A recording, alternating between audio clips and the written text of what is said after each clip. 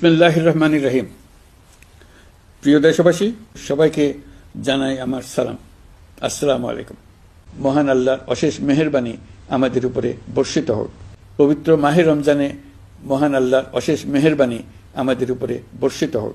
এবারের শবে কদরের পবিত্র রজনীতে মহান আল্লাহ যেন তাঁর সকল বান্দার মোনাজাত কবুল করেন তা প্রার্থনা করছি।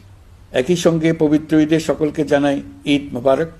ঈদে পরিবার পরিজন নিয়ে নির্বিঘ্নে ও আনন্দ সহকারে নিজ নিজ বাড়ি যাবেন, আত্মীয় স্বজনের কবর জিয়ারত করবেন, গরিব পরিবারের খোঁজ খবর নেবেন, তাদের ভবিষ্যৎ ভালো করার জন্য চিন্তা ভাবনা করবেন, আপনার সন্তানদের সঙ্গে তাদের পরিচয় করিয়ে দেবেন, এই কামনা করছি।